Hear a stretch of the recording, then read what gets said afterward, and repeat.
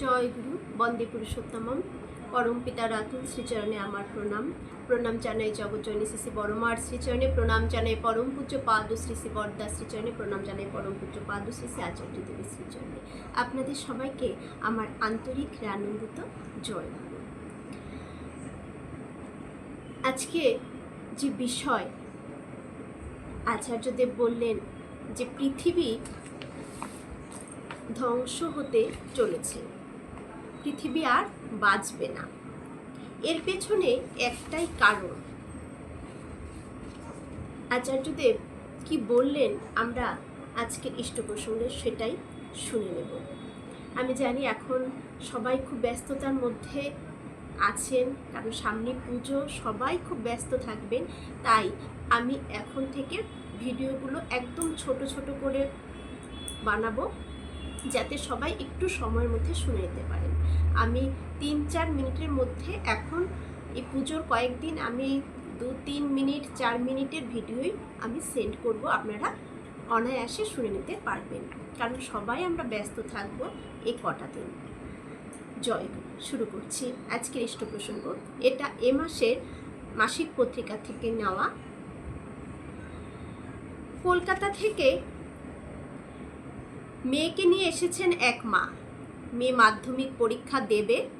মা জানালেন মেয়ে সবসময় আজগুবি চিন্তা করে, সুপার পাওয়ার নিয়ে ভাবনা চিন্তা করে। পড়াশোনায় তার প্রভাব পড়েছে। এই যে আজগুবি চিন্তাগুলো করে, এগুলো তার পড়াশোনার উপর একটা প্রভাব পড়ছে। সেটা স্বাভাবিক, পড়বেই। আমরাও জানি যে যেটা নিয়ে সন্তানরা সবসময় যদি ব্যস্ত থাকে সেটার প্রভাব পড়বেই।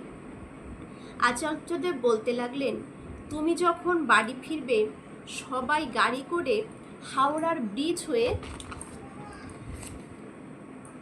দিয়ে যাবে, আর মেয়েকে বলবে তুমি ওই জলের ওপর দিয়ে যাও।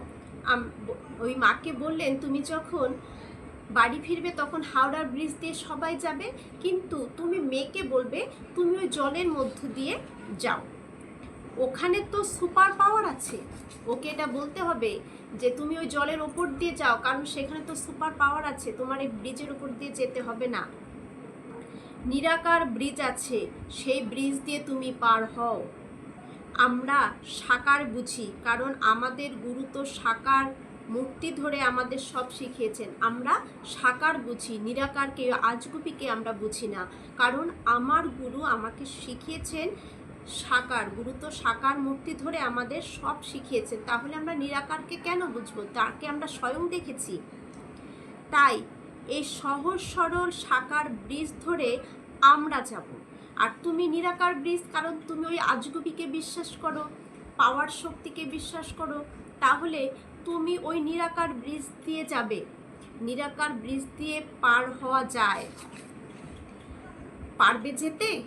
মেয়েকে জিজ্ঞেস করতে বললেন সেই মাটিকে, যে আপনি আপনার মেয়েকে জিজ্ঞেস করবেন যে আমরা তো সাকারকে বিশ্বাস করি, কারণ আমার গুরু সাকার মূর্তি ধারণ করে আমাদের সব শিখিয়েছেন। আমরা সাকারকে বিশ্বাস করি, আমরা নিরাকার কোনো আজগুবিকে বিশ্বাস করি না। আর তুমি যখন আজগুবিকে বিশ্বাস করো, তাহলে তুমি ওই নিরাকার ব্রিজ দিয়ে পার হবে। আর আমরা সাকারকে বিশ্বাস করি, তাই আমরা হাওড়ার যে ব্রিজ, সেই সাকার ব্রিজ দিয়ে আমরা পার হব। তুমি কি সেই নিরাকার ব্রিজ দিয়ে পার হতে পারবে? এটা আপনি মেয়েকে জিজ্ঞাসা করবেন। মাটি বললেন, আমার কষ্টটা তো ওইখানেই আচার্যদেব। তোমার কষ্ট দুঃখ এইসব বিষয় নয়, বিষয়টা যুক্তির। বললো কষ্ট দুঃখটা বিষয় নয়, বিষয় হচ্ছে যুক্তির। তুমি কষ্ট না পেয়ে মেয়েকে ঠিক যুক্তি দিয়ে বোঝালে ওর এসব ধারণা মনে গড়ে উঠতো না। তাই কোনো কিছু হলে আমরা ছেলে মেয়েকে কী করি? বকা দেওয়া, মারধর করা, এসবই করে থাকি, কিন্তু যুক্তি দিয়ে তাদেরকে আমরা বোঝাই না।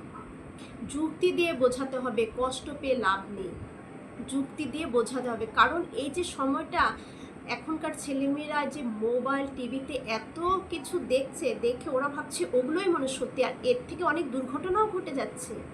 তাই যুক্তি দিয়ে ওদেরকে বোঝাতে হবে যে জিনিসটাকে আমি বিশ্বাস করি সেটা যতক্ষণ না একটা ফর্মের মধ্যে রূপায়িত হচ্ছে ততক্ষণ আমি তা উপলব্ধি করতে পারবো না।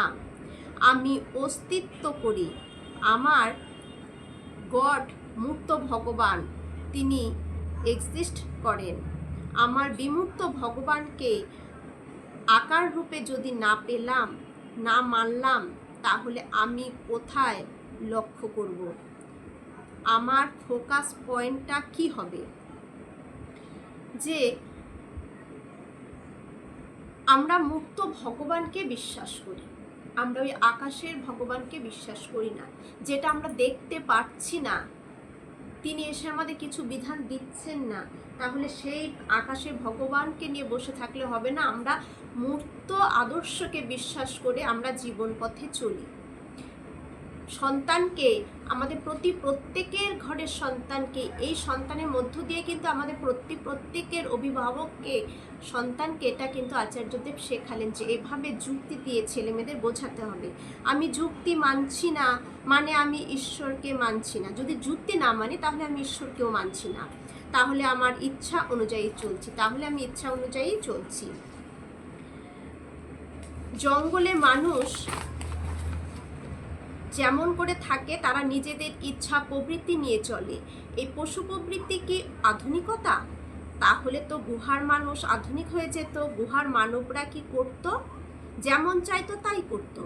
তাদের কোথাও কোনো প্রবৃত্তি পূরণে বাধা নেই, জীবন চলনে কোনো বাধা নেই। যেদিন থেকে আমাদের কৃষি শুরু হলো, সেদিন থেকে সমাজ বলে একটা জিনিসের সূচনা হলো। মূলত খাদ্যকে ঘিরে একটা গোষ্ঠী তৈরি হলো। এটাই হলো সমাজ। সমাজকে তখন একটা নিয়মের মধ্য দিয়ে যেতে হয়। এই সময় এটা করব, এই সময় এটা মানব, এটা পেতে হবে, এটা নেব। একদিকে প্রবৃত্তি আমাদের সবসময় মাথাচাড়া দেয়, প্রবৃত্তি আমাদের ছাড়তেই চায় না। অপরদিকে সমাজের নিয়ন্ত্রিত জীবন আমাদের মধ্যে তার ধামাচাপা দিয়ে দেয়। প্রবৃত্তিগুলো এসে সমাজের যে একটা নিয়ন্ত্রিত একটা জীবন আছে সেটাকে ধামাচাপা দিয়ে দিচ্ছে। কিন্তু এই প্রবৃত্তিগুলো, এই দুইয়ের সংঘাতই হলো আধ্যাত্মিকতা। এই দুইয়ের মধ্যে সংঘাতই হচ্ছে আধ্যাত্মিকতা। আমরা গুরু ধরে কি শিখেছি, ঠাকুরকে ধরে কি শিখেছি? যে আমার প্রবৃত্তিগুলোকে আমাদের নিয়ন্ত্রণে রাখতে হবে, কন্ট্রোল করতে হবে। সব প্রবৃত্তিগুলো কিন্তু থাকবেই, ওরা মাথাচাড়া দিয়ে উঠতে চাইবেই, কারণ শয়তানের শক্তি বেশি। তাহলে আমাদেরকে সেগুলো নিয়ন্ত্রণ করতে হবে। তার জন্যই আদর্শ কেন্দ্রিক জীবনযাপন করতে হয়, প্রচুর নাম ধ্যান করতে হয়, তবে সব কিছুকে কিন্তু নিয়ন্ত্রণ করা যায়। এজন্যই ঈশ্বরের অনুসরণ। কেন আমি ঈশ্বর খোঁজ করব, কেন অনুসরণ করব, কেন আমার পালন? সব কিছুর মধ্যেই দাঁড়িয়ে আছে সংঘাতটাকে আমি বাদ দেব কি করে? যদি আমার আকার না থাকে, ফর্ম না থাকে, তাহলে যেটা আমার মনে হবে আমি সেটাই করব। মনে করো কোনো রাষ্ট্র যদি তার কোনো রকম নিয়ম আইন কানুন কিছু না থাকে, তবে সেখানের মানুষ কেমন হবে? কোনো রাষ্ট্রের যদি ধরুন কোনো নিয়ম কানুন আইন বলে কিচ্ছু নেই, তাহলে সেখানকার মানুষ কি করবে? যেমন ইচ্ছে তাই করবে, যেমন ইচ্ছে তাই চলবে, যেমন খুশি খেয়াল খুশি মতন চলবে। তাহলে a nation without a constitution, সব কিছুই তার চাষ, মানে বিশৃঙ্খলা, তার সব কিছুই বিশৃঙ্খলার মধ্য দিয়ে কিন্তু ওই রাষ্ট্রটি চলবে। বিশৃঙ্খলার মধ্যে যতক্ষণ না আমার অস্তিত্বের সংঘাত হচ্ছে ততক্ষণ আমাদের কোনো ডেভেলপমেন্ট নেই। এই বিস্তৃতির সাথে যতক্ষণ আমার সংঘাত না হবে আমার অস্তিত্বে, ততক্ষণ পর্যন্ত কিন্তু আমাদের বা ওই রাষ্ট্রের কোনো ডেভেলপমেন্ট হবে না। যেহেতু আমরা নিজের ইচ্ছা অনুযায়ী নিয়ন্ত্রিত হতে পারি। প্রকৃতি আর কিছু আছে? বাঘ, সিংহ, হাতি, গন্ডার থেকে কীট পতঙ্গ, গাছপালা, ফুল ফল সব কিছু একটা ছন্দে চলে। একমাত্র ছন্দবিহীন চলে মানুষ। সব কিছুই ছন্দে চলে, গাছ, পশু, পাখি, কীট পতঙ্গ। প্রকৃতির যে নিয়ম, সেই নিয়ম অনুযায়ী কিন্তু সব কিছুই হচ্ছে। গাছে ফুল ফুটছে সেটাও নিয়ম অনুযায়ী, ফল নিয়ম অনুযায়ী, গাছপালা, কীটপতঙ্গ, সিংহ, হাতির সব কিছুই তাদের কিন্তু একটা নিয়ন্ত্রিত, তাদের যে মানে প্রকৃতির যে নিয়ম, সেই নিয়মের মধ্যে তারা সীমাবদ্ধ রয়েছে। একমাত্র অনিয়ন্ত্রিতভাবে জীবনযাপন করছে আজকাল মানুষ। এটা আচার্যদেব বললেন, একমাত্র অনিয়ন্ত্রিত জীবনযাপন করছে শুধুমাত্র, একমাত্র ছন্দবিহীন জীবন পালন করছেন মানুষ। আর হাতি, বাঘ, সিংহ, গন্ডার, মানে যাই বলুন, পশু পাখি, কীট পতঙ্গ, গাছপালা, ফুল ফল সব কিছুই ছন্দে চলছে, মানে প্রকৃতির নিয়মে চলছে। একমাত্র মানুষই প্রকৃতির নিয়ম লঙ্ঘন করে আজকাল চলছে। তাই জন্যই সে প্রকৃতিকে করায়ত্ত করতে চায়। ক্রমশ বিজ্ঞানীরা বলছে পৃথিবী আর বাঁচবে না। বিজ্ঞানীরা কি বলছে? যে পৃথিবী আর বাঁচবে না। আমরাও বলি কথায় কথায় এই তো ধ্বংসের লীলা খেলা আমাদের দেখা শুরু হয়ে গেছে, এভাবেই পৃথিবী ধীরে ধীরে ধ্বংস হতে চলেছে। কিন্তু কারা শুরু করেছি? আমরাই এই পৃথিবীকে ধ্বংস করছি। এটা কিন্তু আমাদের মাথায় খেলছে না, কারণ আমরা অনিয়ন্ত্রিত জীবনযাপন পালন করছি। এর পেছনে একটাই কারণ, অনিয়ন্ত্রিত নীতি বিরুদ্ধ জীবনচলন। এই দেখুন, আচার্যদেব ঠিক তাই বললেন যে বিজ্ঞানীরা বলছে পৃথিবী আর বাঁচবে না। তার একটাই মাত্র কারণ, এর পেছনে একটাই কারণ যে আমরা অনিয়ন্ত্রিত নীতি বিরুদ্ধ জীবন চালনা করছি। তাই এই সবটা তোমাকে বুঝতে হবে। যদি বুঝতে পারো তবে এর মনের মধ্যে আজগুবির কোনো স্থান থাকবে না। যদি এই সবগুলো আমরা বুঝতে পারি, তাহলে এই যে আজগুবি, এই যে সুপারম্যান, আমি সুপার পাওয়ার হব, যে মেয়েটির স্বপ্ন, এইগুলো থাকবে না। তাই সন্তানদেরকেও যুক্তি দিয়ে অস্তিত্ব বোঝাতে হবে যে ঈশ্বর কোনো এমনি কিছু নয়, ঈশ্বর কোনো আজগুবি নয়, ঈশ্বর আজ সায়েন্স সেটা বের করছে, এটা একটা সায়েন্স। তাই যুক্তি দিয়ে সন্তানদেরকেও বোঝাতে হবে।